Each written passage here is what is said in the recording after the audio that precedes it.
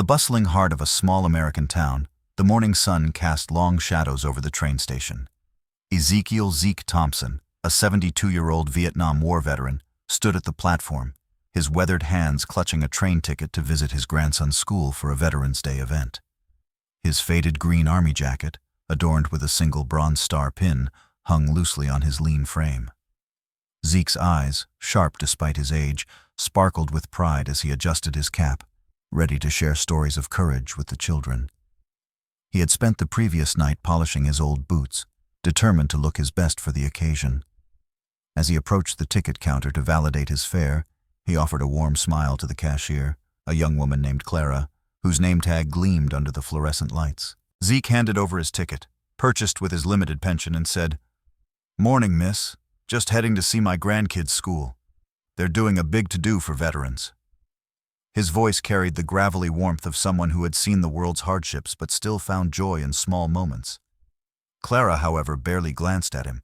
Her eyes flicked over his worn jacket, lingering on the frayed cuffs, and her lips curled into a faint sneer.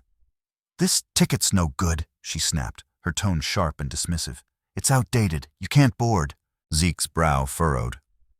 "Ma'am, I bought this yesterday at the veterans' discount. It's valid, I'm sure of it."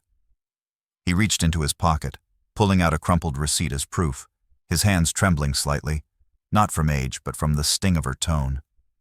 Clara rolled her eyes, snatching the ticket and tearing it in half without a second glance.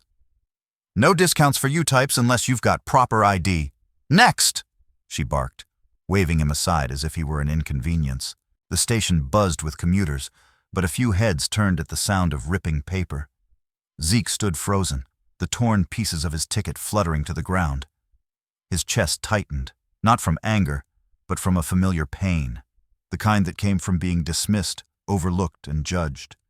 He had faced enemy fire in jungles half a world away, yet here in his own country, a young cashier reduced him to nothing.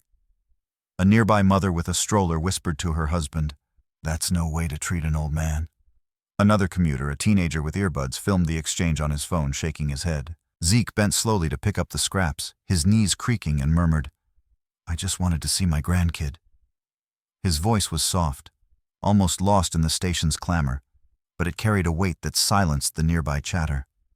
Clara, oblivious, continued processing tickets, her fingers flying over the keyboard. Zeke's mind raced. Should he argue? Walk away? He thought of his grandson, waiting eagerly for his Papa Zeke to share war stories. He couldn't let him down. With a deep breath, he straightened, his resolve hardening. "Ma'am," he said firmly, "I served this country. I deserve to be on that train." Clara scoffed, her voice dripping with condescension. "Served or not, rules are rules. No ID, no ticket. Move along, old man." The words hit like shrapnel, but Zeke stood his ground, his eyes locking onto hers. A security guard nearby, a burly man named Tom, began to approach, his hand resting on his radio, ready to intervene. The crowd grew restless, some murmuring in support of Zeke, others annoyed at the delay. A young woman in a business suit stepped forward, saying, "Let him on, he's a veteran, for God's sake." But Clara waved her off, unmoved. As the train's whistle sounded, signaling its imminent departure, Zeke's heart sank. He pictured his grandson's disappointed face, the empty chair at the school assembly. But something stirred within him, a spark of the soldier he once was. He wouldn't let this injustice define him. He turned to the growing crowd, his voice steady but loud. "I fought for this country, and I'm not asking for much, just to get on that train to see my family. Is that too much?" The crowd's murmurs grew louder, some clapping, others shouting at Clara to reconsider.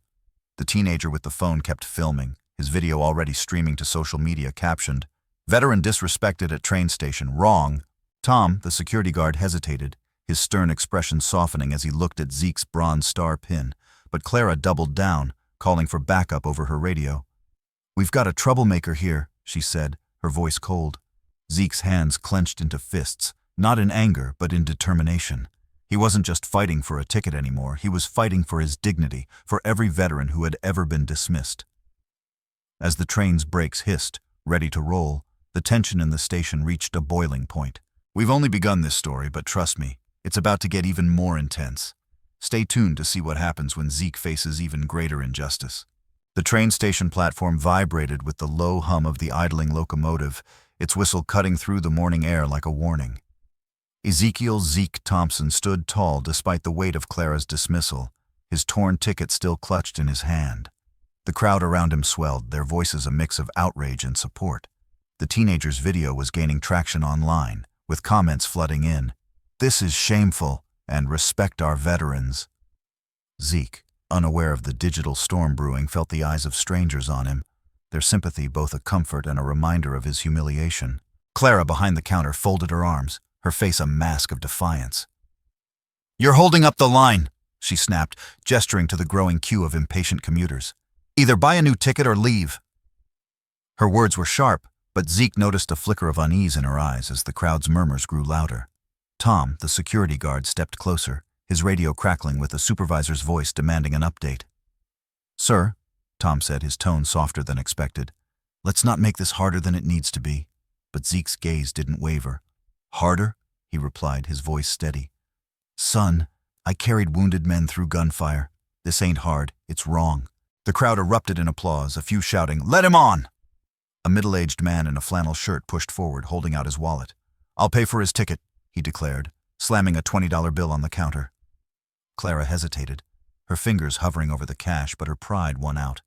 "No exceptions," she said, pushing the money back. "He needs ID, or he's not boarding."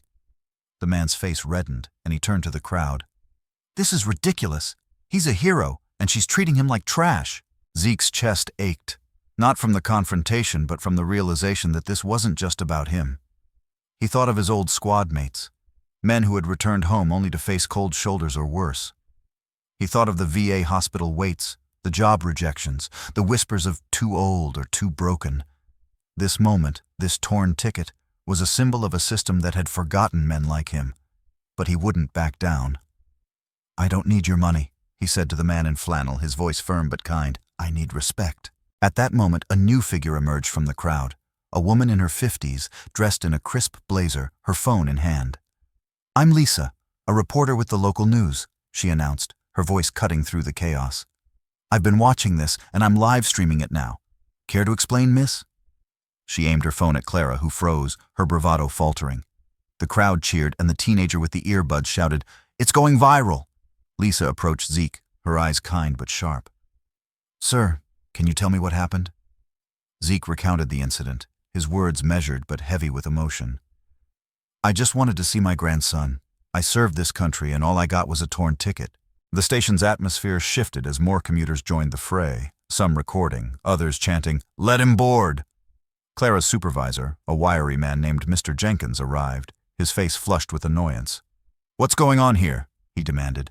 Clara pointed at Zeke, her voice shrill. "He's causing a scene, refusing to leave." But the crowd's outrage drowned her out.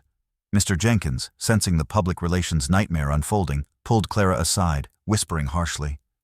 Zeke couldn't hear their words, but he saw Clara's shoulders slump, her confidence cracking. Tom, the security guard, stepped closer to Zeke, his voice low. "I'm a vet too, sir. Desert Storm, I'm sorry about this." Zeke nodded, a silent understanding passing between them. But the train's whistle sounded again, a final warning before departure. Zeke's heart raced. He was running out of time. He thought of his grandson, practicing his speech for the school event, waiting for his hero. The crowd's support emboldened him, but the system, embodied by Clara and the station's rigid rules, stood firm. Lisa, the reporter, turned to the crowd, her live stream still rolling. "This man fought for us. Shouldn't we fight for him?" The crowd roared in agreement, but Mr. Jenkins raised his hands, trying to restore order. "Everyone, calm down! We'll sort this out!" As the train's doors began to close, Zeke felt a surge of determination. He stepped toward the platform edge, his voice rising above the noise. "I'm not here to cause trouble. I'm here to see my family. If that train leaves without me, it's not just me you're failing. It's every veteran who's ever been pushed aside." The crowd's cheers grew deafening, and Lisa's camera captured every word. Clara, now pale, looked to Mr. Jenkins, who was frantically typing on his phone, likely contacting higher-ups.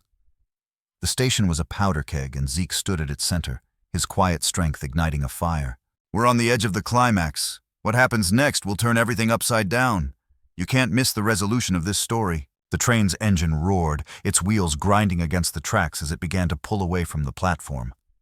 Ezekiel Zeke Thompson stood resolute, the torn ticket still in his hand, the crowd's chants of "Let him board" echoing in his ears. The station was a whirlwind of chaos. Lisa, the reporter, continued her live stream, her voice steady as she narrated the injustice. The teenager's video had now spread across social media with thousands of shares and comments demanding action. Zeke's heart pounded, not from fear but from a fire that had been reignited within him, a soldier's resolve to stand for what was right. Mr. Jenkins, the supervisor, was sweating, his phone pressed to his ear as he argued with someone higher up the chain. Clara, now silent behind the counter, avoided eye contact, her earlier defiance crumbling under the weight of the crowd's outrage. Tom, the security guard, stood nearby, his hand no longer on his radio, his eyes fixed on Zeke with a mix of respect and guilt. The train was picking up speed, its doors fully closed, and Zeke's hope of reaching his grandson's school began to fade. But he refused to let despair win. He turned to the crowd, his voice clear and commanding. "I didn't fight for this country to be treated like this. None of us should have to." At that moment, a deep, authoritative voice cut through the noise. "Stop that train!" The crowd parted, and a tall, imposing figure in a navy blue suit stepped onto the platform. It was Admiral James Whitaker, a retired naval officer and local hero, known for his advocacy for veterans. His silver hair gleamed under the station lights, and his presence commanded immediate silence. Whispers rippled through the crowd. "That's the Admiral, and he's here!" Whitaker's sharp eyes scanned the scene, landing on Zeke's bronze star pin. He strode toward the platform, his voice booming. "I said stop that train, now!" Mr. Jenkins fumbled his phone, nearly dropping it, as he signaled to the platform crew. A sharp whistle sounded, and the train screeched to a halt, its brakes protesting loudly.